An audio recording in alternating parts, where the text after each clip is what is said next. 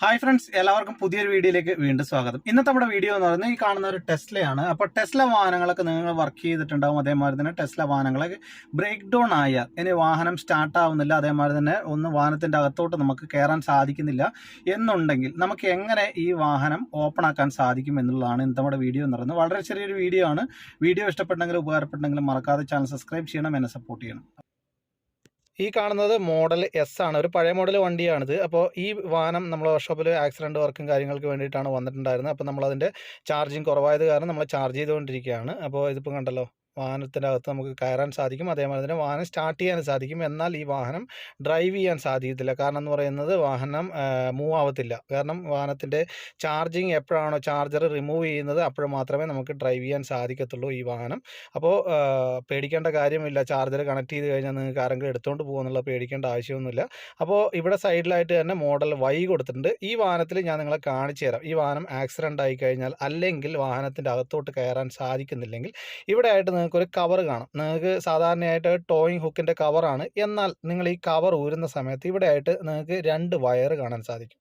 ഇത് കണ്ടല്ലോ. അപ്പോൾ നിങ്ങൾക്കൊരു ഡൗട്ട് തോന്നിയേക്കാം, ഈ വയർ എന്താണ് ജംപ് സ്റ്റാർട്ട് ചെയ്യേണ്ട പോർട്ടാണ് എന്നൊക്കെ നിങ്ങൾക്ക് ഡൗട്ട് തോന്നിയേക്കാം. എന്നാൽ ഈ 2 വയറെന്ന് പറയുന്നത് ഈ വാഹനത്തിൻ്റെ ഫ്രങ്ക് ഓപ്പൺ ആക്കുന്നതാണ്. ഫ്രങ്ക് എന്ന് പറഞ്ഞാൽ ഞാൻ നേരത്തെ പറഞ്ഞു തന്നിട്ടുണ്ട് എന്താണ് ഫ്രങ്ക് എന്നുള്ളത്. അപ്പോൾ ഈ വയർ നമ്മൾ പോസിറ്റീവും നെഗറ്റീവും കൊടുത്തു കഴിഞ്ഞാൽ നിങ്ങൾക്ക് ഇതേമാതിരി തന്നെ ഈ ഫ്രങ്ക് ഓപ്പൺ ആക്കാൻ സാധിക്കും. അപ്പോൾ ഈ ഫ്രങ്ക് ഓപ്പൺ ആയി കഴിഞ്ഞാൽ ഇതിൻ്റെ അകത്തായിട്ട് ഈ ഇവിടെ ആയിട്ടൊരു കവർ വരുന്നുണ്ട്. ഈ കവർ കണ്ടല്ലോ.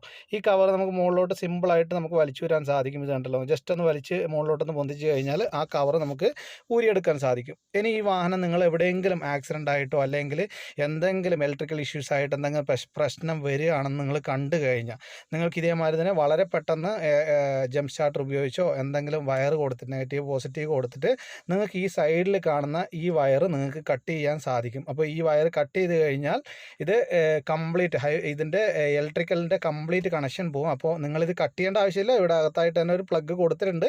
അപ്പോൾ അതിനർത്ഥം എന്ന് പറയുന്നത് ഇപ്പം നിങ്ങൾക്കത് ഊരാനൊക്കെ ബുദ്ധിമുട്ടുണ്ടെങ്കിൽ ജസ്റ്റ് കട്ട് ചെയ്യുക.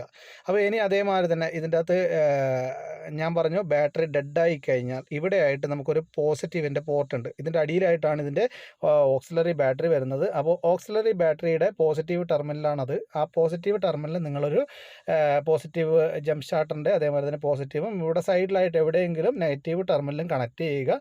അതിനുശേഷം നിങ്ങൾക്ക് വാഹനത്തിൻ്റെ അകത്തോട്ട് നോർമലായിട്ട് നിങ്ങൾ എങ്ങനെ കയറുന്നു അതേമാതിരി തന്നെ കയറാൻ സാധിക്കുന്നതാണ്.